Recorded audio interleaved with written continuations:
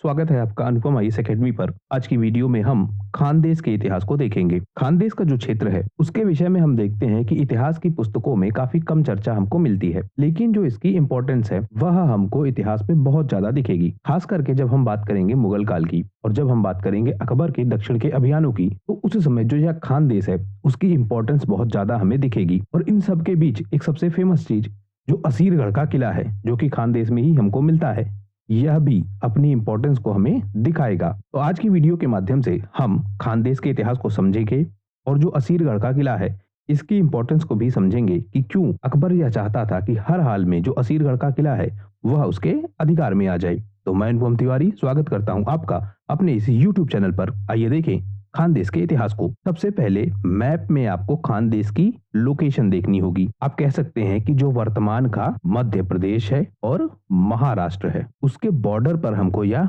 मिलेगा, मतलब वर्तमान अगर हम लोकेशन देखना चाहें। लेकिन इतिहास के रेफरेंस में आपको उस समय की लोकेशन देखनी होगी, जैसे बेरार यह क्षेत्र, अहमदनगर, बीदर, बीजापुर, गोलकुंडा, ऊपर आपका मालवा, इधर आपका गुजरात, इन सारे क्षेत्रों के साथ आपको देखना होगा। यहाँ पर आपको यह भी समझना होगा कि यह क्षेत्र किस प्रकार से विकसित थे उस समय और उनकी क्या इंपॉर्टेंस थी। जैसे मालवा का क्षेत्र, यहाँ पर मुख्यतः नियंत्रण था दिल्ली सल्तनत का। वहीं जो गुजरात का क्षेत्र है वहां पर एक स्वतंत्र शासन व्यवस्था स्थापित हो चुकी थी, जो आपका अहमदनगर है, बेरार है, यहाँ पर भी धीरे धीरे स्वतंत्र शासन व्यवस्था स्थापित होना प्रारंभ हो चुकी थी। लेकिन कुल मिलाकर यहाँ शासन किसका था? बहमनी साम्राज्य का। नीचे विजयनगर साम्राज्य। इन सबको भी हम देख रहे हैं धीरे धीरे। तो जब आप मैप में लोकेशन देखते हैं तो आप पाते हैं कि जो आपका यह खानदेश है यह कितने इंपॉर्टेंट लोकेशन पर था। अगर आपको गोंडवाना क्षेत्र पर अधिकार करना है, दक्षिण भारत में जाना है अधिकार करने, और जो गुजरात का क्षेत्र है वहां पर भी अपनी पकड़ को मजबूत रखना है, तो आपको खानदेश पर नियंत्रण रखना जरूरी है। इसी कारण से हम देखेंगे कि जो अकबर है वह इस क्षेत्र पर अधिकार करने का पूरा प्रयास करेगा। तो मैप से आपको लोकेशन दिख गई होगी। उसी खानदेश का यह एक और मैप है जिसमें आपको कुछ क्षेत्रों के नाम भी दिख जाएंगे। खानदेश में मुख्यतः क्या देखते हैं हम? जो वर्तमान जिले हैं, जैसे नासिक, धुले, नंदुरबार और जलगांव। इसके साथ साथ जो आपका अहमदनगर है, मतलब वर्तमान के जो यह जिले हैं यही खानदेश की भूमि थे, मतलब यहीं पर खानदेश स्थापित था। तो एक बहुत इंपॉर्टेंट लोकेशन पर यह स्थापित था। जो महाराष्ट्र का क्षेत्र है उसके उत्तर में हमको यह दिखता है। इसके साथ साथ इसकी सीमाएं भी मध्य प्रदेश और गुजरात के साथ लगती थी, यानी गुजरात के साथ सीमा, मध्य प्रदेश के साथ सीमा, और जो महाराष्ट्र है उसमें यह स्थित था। लेकिन आप ध्यान क्या रखेंगे, उस समय का जो मैप है उसे आपको ध्यान रखना होगा। आपको ये वाला मैप ध्यान रखना होगा। अहमदनगर, बेरार, गुजरात, मालवा, इनसे घिरा हुआ यह एक क्षेत्र था। इसके साथ साथ हम यह देखते हैं कि जो ताप्ती नदी है वह इस क्षेत्र की प्रमुख नदी थी, तो इसकी भौगोलिक स्थिति हो गई। अब हम इसके इतिहास को देखते हैं। इतिहास को देखने के लिए हम इसको प्राचीन काल से देखेंगे, जैसे हम पिछले वीडियोस में देखते चले आ रहे हैं। तो प्राचीन काल में जब हम देखते हैं तो आनंदराज, अशमक जनपद और विदर्भ, ये नाम हमको मिलते हैं इस खानदेश के। इसका उल्लेख हमको महाभारत में भी मिलता है। महाभारत में कहा जाता है कि जो निषद देश है वही खानदेश है, मतलब महाभारत में इस क्षेत्र का नाम निषद देश था, बाद में इसका नाम खानदेश पड़ा। अशोक के शासनकाल के दौरान हम देखते हैं कि वहां पर मौर्य साम्राज्य का अधिकार था। तो अशोक के काल में मौर्य साम्राज्य का अधिकार, महाभारत काल में भी उल्लेख, और उससे प्राचीन जो क्षेत्र है वहां पर भी हमें इसका उल्लेख मिलता है। मध्यकाल में देखते हैं तो जब 8वीं से लेकर 12वीं शताब्दी का काल है, उस समय जो राष्ट्रकूट वंश है और यादव वंश है वह हमको मिलेगा। वहीं जब 13वीं शताब्दी का काल देखेंगे तो दिल्ली सल्तनत का अधिकार इस क्षेत्र पर हमें दिखेगा। बाद में यह क्षेत्र स्वतंत्र होगा, जैसे अन्य क्षेत्र हो रहे थे। हमने कई सारे क्षेत्रों की चर्चा ऑलरेडी की है, जैसे बंगाल की, गुजरात की, मेवाड़ की चर्चा की, मारवाड़ की चर्चा की। तो वह सारे क्षेत्र इसी तरह से बने हुए थे। इसलिए कुछ ऐसे क्षेत्र जो दिल्ली सल्तनत के अधीन थे या दिल्ली सल्तनत का उन पर अधिकार था, जैसे गुजरात हो गया, बंगाल हो गया। इसके साथ साथ हम आगे देखेंगे बहमनी साम्राज्य। तो मध्यकाल में दिल्ली सल्तनत का यहाँ पर अधिकार था। फारूकी वंश यहाँ पर स्थापित होगा सबसे पहले, मतलब खानदेश को एक स्वतंत्र क्षेत्र के रूप में जो नाम दिलवाएगा, उसकी जो भूमिका है स्थापित करवाएगा कि खानदेश एक स्वतंत्र क्षेत्र है, वह काम करेगा फारूकी वंश। 14वीं शताब्दी में एक व्यक्ति उभर कर आएगा, मलिक रजा फारूकी, और यही व्यक्ति स्वतंत्र शासन व्यवस्था की स्थापना करेगा खानदेश में। पहले आपका जो यह क्षेत्र था वह दिल्ली सल्तनत का भाग था, यानी दिल्ली सल्तनत के अंतर्गत यह आता था। और जो आपका यह मलिक रजा फारूकी है, यही कोशिश करता है कि एक स्वतंत्र शासन व्यवस्था की स्थापना हो, और वह ऐसा कर पाता है। स्वतंत्र शासन व्यवस्था स्थापित करने के बाद वह बुरहानपुर को अपनी राजधानी बनाता है। तो बुरहानपुर राजधानी है खानदेश की। इसके इतिहास को हम और देखते हैं। 1601 ईस्वी में हम देखते हैं कि अकबर ने इस पर अपना अधिकार कर लिया, यहाँ पर आक्रमण किया और पूरे क्षेत्र को अपने कंट्रोल में ले लिया। इसके कारण को भी हम समझेंगे कि क्यों अकबर इस क्षेत्र पर हर हालत में अपना अधिकार चाहता था। उसके बाद हम देखते हैं कि शाहजहां और औरंगजेब भी यहाँ से कनेक्टेड थे, उनके भी अधिकार क्षेत्र हमको यहाँ दिखते हैं। बाद में जो मराठा साम्राज्य है वह इस पर अधिकार करेगा, और मराठा साम्राज्य के बाद ईस्ट इंडिया कंपनी भी यहाँ पर अधिकार स्थापित करेगी। तो एक बेसिक समरी हो गई खानदेश के इतिहास की। अब हम इसको डीप डाउन जाके देखते हैं। हम बात करते हैं मलिक रजा फारूकी की, जिसने सबसे पहली बार विद्रोह किया, और विद्रोह करने के बाद दिल्ली सल्तनत से अलग होकर एक नई स्वतंत्र शासन व्यवस्था स्थापित की। तो जो आपका यह मलिक रजा फारूकी है, यही फारूकी वंश की स्थापना करता है। कैसे करता है और क्यों करता है उसे हम समझते हैं। हम देखते हैं कि जो दिल्ली का क्षेत्र है वहां पर दिल्ली सल्तनत बनी हुई है, दिल्ली सल्तनत का, लेकिन जो क्षेत्र है यानी जितने क्षेत्रों पर उसका अधिकार पहले था वह अधिकार अब सिकुड़ता जा रहा है, उसका क्षेत्र अब कम होता जा रहा है। और उसका सबसे बड़ा कारण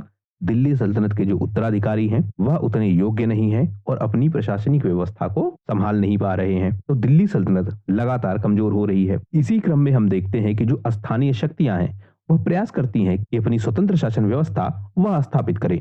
इसी क्रम में मलिक रजा फारूकी भी अपनी स्वतंत्र शासन व्यवस्था को स्थापित करता है। हम देखते हैं कि दिल्ली में मोहम्मद बिन तुगलक का शासनकाल होता है, और मोहम्मद बिन तुगलक अपनी गलत नीतियों के कारण बहुत फेमस था। जैसे इसने दौलताबाद राजधानी के रूप में चुना, अपनी राजधानी ट्रांसफर की दौलताबाद में। इसके अलावा इसने सांकेतिक मुद्रा जारी की, वह भी एक असफल प्रयोग था। कर बढ़ाने की कोशिश, आक्रमण अलग अलग क्षेत्रों पर इसने किए, वह भी हमने देखा कि खुरासान का जैसे इसने अभियान किया था, बहुत सारा धन उस पर खर्चा किया था, लेकिन अंततः वह अभियान सफल नहीं हो पाया। तो इसकी जो नीतियां हैं वह नीतियां इसको बहुत कमजोर करती हैं। किसे? मोहम्मद बिन तुगलक को। मोहम्मद बिन तुगलक बहुत बदनाम होता है कि यह एक अयोग्य शासक है जो दिल्ली पर बना हुआ है, और केवल इसलिए बना हुआ है क्योंकि यह तुगलक वंश से कनेक्टेड है। तो इसके खिलाफ बहुत सारे विद्रोह होने प्रारंभ हो जाते हैं। इन्हीं विद्रोहों में मलिक रजा फारूकी भी विद्रोह करता है। वहीं हम एक और शासन व्यवस्था देखते हैं, बहमनी सल्तनत। बहमनी सल्तनत 1347 में इसी व्यवस्था के तहत उदित हुआ, यानी दिल्ली सल्तनत कमजोर थी और बहमनी सल्तनत अपनी शासन व्यवस्था स्थापित करना चाह रहा था, और वह एक स्वतंत्र शाखा के रूप में स्थापित हो गया। जब बहमनी शासक स्थापित हुए दक्कन के क्षेत्र में, तो वह क्या कर रहे थे? दिल्ली सल्तनत को कमजोर करने की कोशिश कर रहे थे, यानी उनके आसपास जो शक्तियां थी उन्हें या तो वह अपनी तरफ मिलाने की कोशिश कर रहे थे, या कोशिश कर रहे थे कि वह सब दिल्ली सल्तनत के अगेंस्ट हो जाएं। इसी क्रम में यह लोग क्या करते थे? जो स्थानीय सरदार होते थे उनको प्रोत्साहित करते थे कि दिल्ली सल्तनत के खिलाफ बगावत कर दो और उन्हें हम समर्थन देंगे। तो इस तरह से एक तो बहमनी सल्तनत बगावत को प्रोत्साहित कर रही है, दूसरी तरफ जो दिल्ली सल्तनत है वह स्वयं में भी कमजोर है। इन सारे कारणों से मलिक रजा फारूकी सफल हो पाता है और अपने स्वतंत्र शासन व्यवस्था की स्थापना कर पाता है। इसके पीछे हम देखते हैं क्योंकि जो फारूकी वंश है वह पहले दिल्ली सल्तनत के अधीन था, लेकिन इसके जो स्थानीय शासक हैं वह अब नहीं चाहते कि दिल्ली सल्तनत उनसे कर वसूले, यानी उनकी आय का एक बड़ा हिस्सा दिल्ली सल्तनत ले जाए। वह ऐसा नहीं चाहते हैं। फारूकी ने सबसे पहले क्या किया? जो धुले का क्षेत्र है, थाने का क्षेत्र है, इन क्षेत्रों पर अपनी पकड़ मजबूत की, और मजबूत करने के बाद बुरहानपुर को अपनी राजधानी बनाया। राजधानी बनाने के साथ साथ जो ताप्ती नदी का क्षेत्र है उसके उपजाऊ क्षेत्र पर अधिकार किया, वहां से जो टैक्स कलेक्शन हो रहा था उस पर अपना हिस्सा निश्चित किया। तो अब दिल्ली सल्तनत को जो टैक्स जा रहा था पहले, वह टैक्स ना जाए इस बात की कोशिश करता है फारूकी। और इसको समर्थन कौन दे रहा है? बहमनी साम्राज्य। बहमनी साम्राज्य भी यह चाहता है कि दिल्ली सल्तनत कमजोर हो जाए, और वह स्थानीय सरदारों को भड़का रहा था, एक तरीके से आप कह सकते हैं। तो व्यवस्था इस तरह से बनी हुई थी। व्यापारिक मार्ग पर यह स्थित था, जैसा अभी हमने मैप में लोकेशन देखी, बहुत सारे क्षेत्रों से यह कनेक्ट हो रहा था, यानी दिल्ली सल्तनत, गुजरात का क्षेत्र और दक्षिण भारत, या हम कहें दक्कन, उन सब से यह कनेक्ट हो रहा था। तो अगर यहाँ पर जिसका नियंत्रण होगा वह उस पूरे क्षेत्र के व्यापारिक मार्गों को कंट्रोल करेगा, यानी गुजरात से होने वाला व्यापार, मालवा से होने वाला व्यापार और दक्कन से होने वाला व्यापार, इन तीनों व्यापारों को कंट्रोल कौन करता? खानदेश। तो खानदेश के लोग सोच रहे थे कि हमारी लोकेशन तो इतनी इंपॉर्टेंट है, हम क्यों अपने हिस्से का टैक्स दिल्ली सल्तनत को भेजे, जबकि वहां का जो सुल्तान है वह अयोग्य है। वह ना तो साम्राज्य का विस्तार कर पा रहा है, ना कोई ठीक से प्रशासनिक व्यवस्था चला पा रहा है, ना उसकी आर्थिक नीतियां हो रही हैं सफल, मतलब हर एंगल पर वह फेल कर रहा है। तो हम क्यों अपने टैक्स का इतना बड़ा हिस्सा भेजें, जबकि हमारी लोकेशन ऐसी है कि यह टैक्स का ज्यादा से ज्यादा हिस्सा हमारे पास आना चाहिए। तो इन सब ने क्या किया? विद्रोह कर दिया। और भड़का रहा है कौन? बहमनी साम्राज्य। धीरे धीरे जो स्थानीय गवर्नर है वह सारे विद्रोह करने लगते हैं अलग अलग क्षेत्रों में। गुजरात में हमने देखा विद्रोह हो चुका था, बहमनी साम्राज्य वह स्वयं भी विद्रोह कर चुका था। और उसके अलावा जो मालवा का क्षेत्र है वहां पर भी जो स्थानीय प्रशासक हैं वह धीरे धीरे विद्रोह करना प्रारंभ कर चुके थे। दक्षिण भारत में पहले से ही स्वतंत्रता हमको ज्यादा दिखती है, यानी दिल्ली सल्तनत का जो प्रभाव है वह दक्षिण भारत में उतना ज्यादा हमको नहीं दिखता है। तो स्थानीय शक्तियां अपना प्रभाव बढ़ा रही हैं, दिल्ली सल्तनत कमजोर हो रही है। और इन सब के कारण जितने भी इस तरह के महत्वाकांक्षी सुल्तान थे उनको प्रोत्साहन मिला और उन्होंने अपनी शासन व्यवस्था स्थापित कर ली। फारूकी भी यही काम करता है और शासन व्यवस्था पर अधिकार करता है। अब हम इनके सुल्तानों को देख लेते हैं। सबसे पहले मलिक रजा फारूकी। इसका शासनकाल कब है?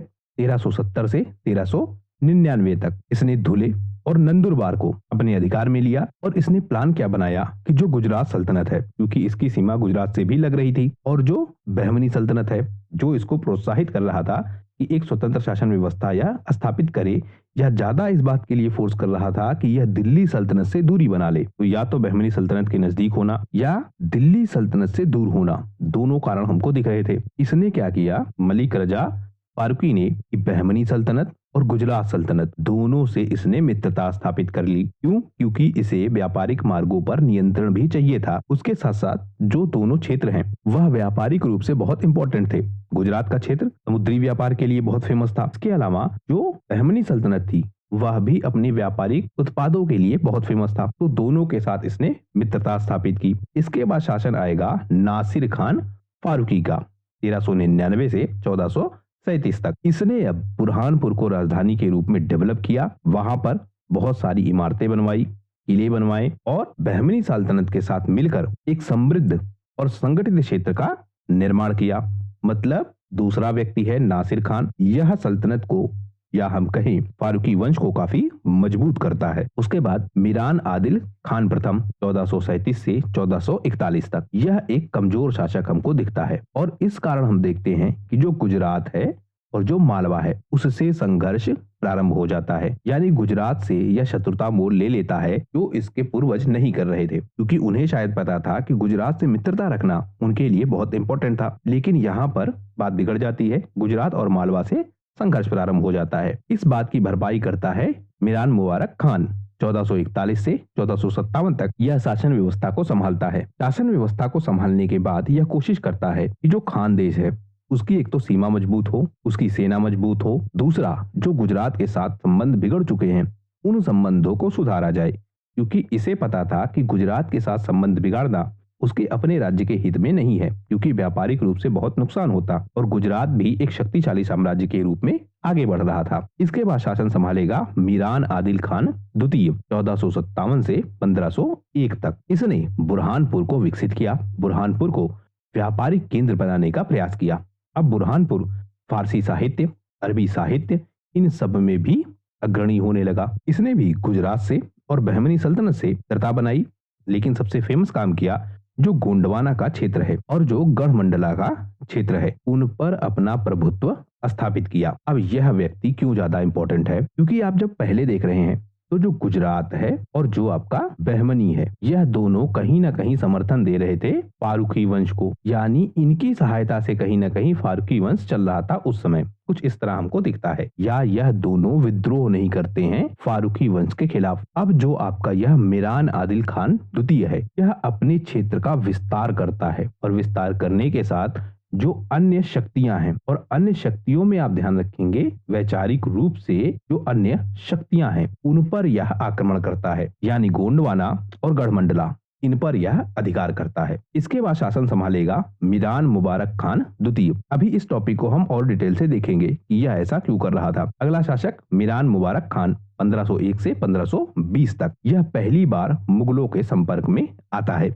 मुगल भारत में आगमन कर चुके हैं और उनसे यह संपर्क करता है। इसके साथ हम देखते हैं कि जो खानदेश है इसका मुगलों के साथ कूटनीतिक संबंध स्थापित होता है। लेकिन अभी तक जो यह संबंध स्थापित हुआ इससे खानदेश को काफी लाभ हुआ। जो आपका बुरहानपुर है वह और ज्यादा मजबूत स्थिति में आ गया। इसके बाद शासन संभालेगा मीरान आदिल खान तृतीय 1520 से 1537 तक। इस समय स्थानीय विरोध प्रारंभ हो गए और अब इसको दो तरफ से खतरे दिखने लगे। एक तो इसने मित्रता बदल दी, दूसरा जो आंतरिक संघर्ष है वह भी इसके खिलाफ प्रारंभ हो गए। तो बाहरी खतरे भी बढ़ने लगे इसके खिलाफ और जो आंतरिक संघर्ष है वह भी इसके खिलाफ बढ़ने लगे। लेकिन किसी तरह से यह शासन को चलाता है। उसके बाद आएंगे मीरान मुबारक खान तृतीय। यहाँ पर क्या हो रहा था, जो मुगल वंश है और जो सूरी वंश है उनमें संघर्ष प्रारंभ हो चुका था। मुगल वंश की तरफ से हुमायूं और शेर शाह सूरी दोनों आपस में लड़ना शुरू कर चुके थे। दोनों चाहते थे कि अपनी शासन व्यवस्था पर पकड़ मजबूत बनाई जाए। लेकिन इस संघर्ष में फारूकी वंश के सुल्तान फंस चुके थे। मतलब दोनों की इस लड़ाई में जो फारूकी वंश के सुल्तान है उनकी स्थिति खराब हो गई। अब उनके लिए अपनी स्वतंत्रता बनाए रख पाना भी कठिन हो गया। इसके बाद शासन संभालेंगे मीरान आदिल खान चतुर्थ। इन्होंने क्या कोशिश की, जो अकबर है यानी मुगल सम्राट उससे कूटनीतिक संबंध बनाए जाए और किसी तरह से खानदेश को स्वतंत्र रखा जाए। इसके बाद आएंगे मीरान मुबारक खान चतुर्थ 1576 से 1597 तक। अब जो मुगल सम्राट है अकबर वह यह कोशिश कर रहा है कि जो खानदेश है उस पर उसका नियंत्रण हो जाए। वह दबाव बना रहा है किस पर, फारूकी वंश पर, कि वह मुगल साम्राज्य के अंतर्गत शामिल हो जाए। लेकिन अभी भी जो फारूकी वंश है वह यह कोशिश कर रहा है कि किसी तरह से अपनी स्वतंत्र शासन व्यवस्था स्थापित किए रहे। लेकिन जब शासन आएगा मीरान बहादुर खान का 1597 से 1601 तक, तो इस समय अकबर हमला कर देगा खानदेश पर और इसे मुगल साम्राज्य में मिला लेगा। अब हम यह देखें जो असीरगढ़ का किला है इसी पे नियंत्रण की सबसे बड़ी लड़ाई थी। यानी इस किले पर अकबर का नियंत्रण हो जाए, इसी के लिए वह सबसे ज्यादा परेशान था और यही किला उसकी रणनीति का केंद्र था। इस किले के विषय में हम देख लेते हैं। इस किले का निर्माण हुआ था 9वीं से 10वीं शताब्दी के बीच और जो यादव वंश है उसने इस किले को बनवाया था। असा अहीर ने इस किले का निर्माण करवाया। तो यादव वंश का असा अहीर था, उसी ने इस किले का निर्माण करवाया था और इसे अपनी राजधानी के रूप में स्टेब्लिश किया था। फारूकी वंश ने इस पर अधिकार किया और अपनी शासन व्यवस्था यहाँ स्थापित कर दी। फिर हमने देखा मुगल आक्रमण हुआ अकबर के शासनकाल के दौरान और अकबर ने इस किले पर अधिकार कर लिया। बाद में जो मराठा शासन है वह भी इस किले पर अधिकार करेगा और अंत में हम देखेंगे कि जो अंग्रेज है वह भी इस किले पर 1819 में अधिकार कर लेंगे। तो यह किला इतना इंपॉर्टेंट क्यों था? सबसे पहले आप मैप में देखिए, हमने बात की थी खानदेश की, तो यह वह क्षेत्र हो गया जो मैप हमने पहले देखा। अब अगर हम आगे देखें तो यह हो गया आपका असीरगढ़ का किला। ऐसे शायद आपको कम समझ में आ रहा हो क्योंकि जो आपका यह क्षेत्र है यह पूरा क्षेत्र कैसा है, जंगली क्षेत्र। और जो आपका असीरगढ़ का किला है यह कहाँ है, पहाड़ी क्षेत्र पर। आपको इस इमेज में ज्यादा समझ में आएगा। आसपास आप देख रहे होंगे जंगल है और यह जो आपका किला है यह पूरा किला कहाँ है, पहाड़ी क्षेत्र पर। तो इसकी स्थिति से आप अनुमान लगा सकते हैं यह कितना इंपॉर्टेंट रहा होगा। इस किले पर अधिकार कर पाना बहुत मुश्किल काम था। फारूकी वंश ने भी अधिकार इसलिए स्टेब्लिश किया क्योंकि यादव वंश वहां से समाप्त हो चुका था। यानी बड़ी शक्ति कोई नहीं थी जो यहाँ विद्रोह करे। अकबर भी कोशिश यही कर रहा था कि इस किले पर उसका अधिकार हो जाए जिससे जो दिल्ली है उसका विस्तार हो जाए दक्कन में। इसीलिए इसको कहते हैं दक्कन का प्रवेश द्वार। अब हम देखते हैं पूरी पृष्ठभूमि को। यह जो आपका किला है यह सतपुड़ा पर्वत श्रृंखला में स्थित है। काफी ऊंचाई पर यह बना हुआ है और 3 भागों में विभाजित है, एक असीरगढ़, एक कमरगढ़ और एक मलयगढ़। इसके अंदर हमको मस्जिदें, मंदिर, महल, बड़े जलाशय यह सब कुछ दिखते हैं। और एक बहुत इंपॉर्टेंट फैक्ट, गुप्तेश्वर महादेव मंदिर हमको यहीं पर दिखता है। इसके साथ साथ जामा मस्जिद भी हमको यहाँ दिखती है। यानी इस क्षेत्र में आप देख रहे होंगे मंदिर भी हैं, मस्जिद भी हैं, जलाशय भी हैं। यानी एक अच्छा जो कल्चर है वह हमको यहाँ पर दिखता है। यानी सांस्कृतिक विविधता जो है वह हमको इस किले के अंदर दिखती है। इसका रणनीतिक महत्व भी बहुत ज्यादा है। क्यों? क्योंकि जो उत्तर भारत है और जो दक्षिण भारत है, उनको जोड़ने वाले मार्ग पर यह स्थित है। अभी जैसा हमने पीछे मैप में देखा। इसके अलावा जो इसकी स्थिति है, जिस पहाड़ी श्रृंखला पर यह स्थित है और जिस तरह से इसको बनाया गया है, इस किले को जीत पाना काफी मुश्किल था। दक्कन को अगर जीतना था अकबर को, क्योंकि अकबर भी अपने साम्राज्य का विस्तार कर रहा था। दक्षिण भारत में अपनी पकड़ को मजबूत बनाना वह चाह रहा था और उस दौरान अकबर को लगने लगा कि अगर उसे दक्षिण भारत में अपनी पकड़ मजबूत बनानी है, इसलिए गोलकुंडा को जीतना है, बीजापुर को जीतना है, अहमदनगर को जीतना है। अब यह तीनों भी हम आगे कवर करेंगे। जब आपका बहमनी साम्राज्य टूटेगा तो बहमनी साम्राज्य के 5 हिस्से होंगे, उन्हीं में से हमको यह दिखेगा। इसमें अहमदनगर कई सारे हिस्सों को जीत लेगा, जिसमें एक बीदर सबसे फेमस है। तो इस तरह हम इसको देखेंगे आने वाले वीडियोस में। अभी आप यह समझिए कि जो दक्कन के क्षेत्र हैं, जो बहुत इंपॉर्टेंट है अकबर के लिए, उन्हें वह जीतना चाहता है और जीतने के लिए उसको समझ में आ रहा है कि अगर इन क्षेत्रों को जीतना है तो उसे असीरगढ़ के किले पर नियंत्रण स्थापित करना होगा। इन्हीं सब कारणों से पहले अकबर कोशिश करता है कि दबाव बनाए और दबाव बनाकर इस किले को अपने अधिकार में ले ले। लेकिन जो फारूकी वंश के लोग हैं वह नहीं झुकते हैं अपने स्टार्टिंग फेज में और इससे जो अकबर है वह आक्रमण कर देता है। आक्रमण करने के बाद इस किले पर अधिकार कर लेता है। इसके अलावा जो असीरगढ़ का किला है, एक तो दक्कन पर अधिकार का प्रयास, उसके लिए उसकी इंपॉर्टेंस एक चीज हो गई। दूसरी बात यह कि इसकी जो स्थिति है, यानी जिस क्षेत्र पर यह स्थित है किला, वहां से मालवा, गुजरात और दक्कन और उसके साथ साथ उत्तर भारत, इन सारे क्षेत्रों से कनेक्ट हुआ जा सकता था। यानी इसकी लोकेशन इतनी इंपॉर्टेंट थी और इस इंपॉर्टेंट लोकेशन का लाभ यह मिलता कि जो व्यापारिक गतिविधियां हैं उन पर कंट्रोल स्टेब्लिश किया जा सकता था। यानी आर्थिक रूप से भी जो असीरगढ़ का किला है वह बहुत इंपॉर्टेंट था। तो इन सारे कारणों से, एक तो दक्कन पर विजय का कारण, दूसरा आर्थिक कारण, यानी जो इसे कर संग्रह यहाँ से मिलता वह बहुत ज्यादा होता। तो इन सारे कारणों से अकबर ने इस किले पर आक्रमण किया। अब हम देखें, एक तथ्य हमने जैसे देखा था कि जो इनका 5वां सुल्तान था आदिल खान द्वितीय, यह गोंडवाना को और गढ़मंडला के हिंदुओं पर शासन व्यवस्था अपनी स्थापित करता है, उन्हें अपने अधीन करता है। यह परिवर्तन कैसे हुआ? हम देखें कि जो खानदेश है वह स्टेब्लिश हो चुका था और स्टेब्लिश होने के बाद वह अपनी शासन व्यवस्था को आगे बढ़ा रहा था। वह कई सारे छोटे मोटे युद्ध भी कर रहा था,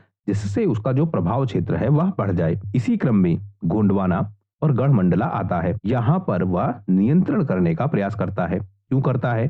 क्योंकि एक तो राजनीतिक कारण है, जैसे जो मध्य भारत के क्षेत्र हैं उन पर अधिकार स्थापित करना यह फारूकी वंश के लोगों का लक्ष्य बना हुआ था। यानी वह भी अपने साम्राज्य का विस्तार करना चाहते थे। और जो आपका यह क्षेत्र है गोंडवाना और गढ़मंडला, यह दोनों भी बहुत इंपॉर्टेंट लोकेशन पर थे। यानी उत्तर भारत और दक्षिण भारत के मध्य यह एक कनेक्टिंग पॉइंट थे। और जो फारूकी वंश के लोग हैं उनको यह लग रहा था कि अगर इन पर नियंत्रण स्थापित हो जाए तो यह एक तो उनकी शक्ति को बढ़ा देगा, दूसरा जो उनकी सीमाएं हैं वह काफी सुरक्षित हो जाएंगी। और वह यह मानते थे कि दक्षिण से उनकी तरफ है बहमनी साम्राज्य, उत्तर से उनकी तरफ आ रहा है मुगल साम्राज्य और उत्तर पश्चिम से उनकी तरफ है गुजरात। तो तीनों के बीच अगर उन्हें एक कनेक्शन एस्टेब्लिश करना है या फिर तीनों से अपनी सुरक्षा को बनाए रखना है तो इन क्षेत्रों पर अधिकार करना काफी जरूरी है। इसी क्रम में यह आक्रमण करते हैं और इस क्षेत्र पर अपनी श्रेष्ठता सिद्ध करते हैं। इसके अलावा जो यह क्षेत्र है गोंडवाना, यह बहुत इंपॉर्टेंट है अपने खनिज संसाधनों के लिए और जो मंडला है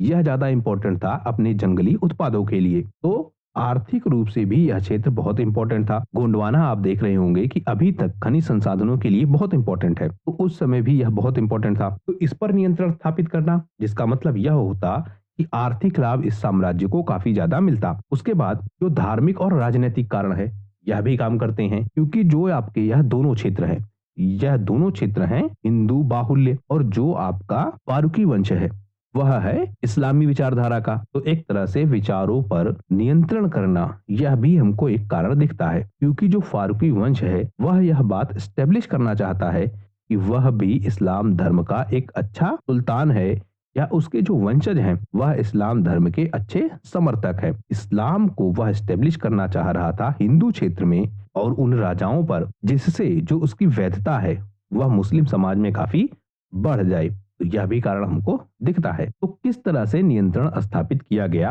वह अब हम देखते हैं। पहले तो सैन्य अभियान चलाएंगे, युद्ध होंगे और युद्ध करने के बाद इन राजाओं को अपने अधीन किया जाएगा। जिन राजाओं ने अधीनता स्वीकार कर ली, उनसे टैक्स वसूला जाने लगा। उसके बाद जो राजा युद्ध में नहीं हारे या जिन राजाओं से यह संभावना थी कि युद्ध में नहीं जीता जा सकता, तो उनसे क्या होगा, संधियां होंगी और संधियों के साथ साथ वैवाहिक संबंध होंगे। इन दोनों तरीकों से भी इन पर अपना अधिकार स्थापित किया जाएगा। फिर प्रशासनिक नियंत्रण बढ़ेगा और धीरे धीरे जो टैक्स का कलेक्शन है वह इन क्षेत्रों से किया जाने लगेगा।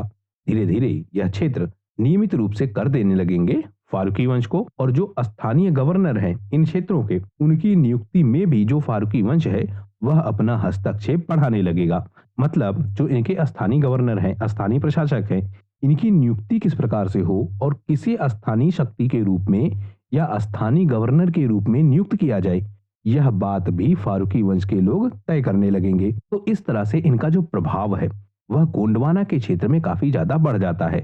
इसके साथ साथ जो गढ़मंडला है वहां पर भी इनका प्रभाव स्टेब्लिश हो जाता है। दोनों वहां की राजनीतिक व्यवस्थाओं में, वहां की सामाजिक व्यवस्थाओं में और वहां की जो आर्थिक व्यवस्थाएं हैं उन सब में हस्तक्षेप करने लगते हैं और उनका प्रभाव इन क्षेत्रों पर विकसित हो जाता है। कारण हमने देखा कि क्यों वह ऐसा करना चाह रहे थे, क्योंकि मालवा से सुरक्षा चाहिए थी, गुजरात से सुरक्षा चाहिए थी, बहमनी साम्राज्य से सुरक्षा चाहिए थी, और जो दिल्ली सल्तनत है और उस पर अब मुगल साम्राज्य का जो अधिकार हो चुका है उससे भी इन्हें सुरक्षा चाहिए थी। इन सारे कारणों से यह अपना प्रभाव क्षेत्र बढ़ा रहे थे और अपने राज्य की सीमाओं की सुरक्षा करने का प्रयास कर रहे थे। तो इस तरह हमने देखा कि जो खानदेश है उसका इतिहास क्या है, कैसे खानदेश में फारूकी वंश की स्थापना हुई, कैसे खानदेश में अकबर ने अपना नियंत्रण स्थापित किया और क्यों अकबर के लिए खानदेश पर नियंत्रण करना बहुत ज्यादा जरूरी था। तो इस तरह हमने देखा कि खानदेश अंततः मुगल साम्राज्य में शामिल हो गया। इस वीडियो में फिलहाल सिर्फ इतना ही। आशा करता हूँ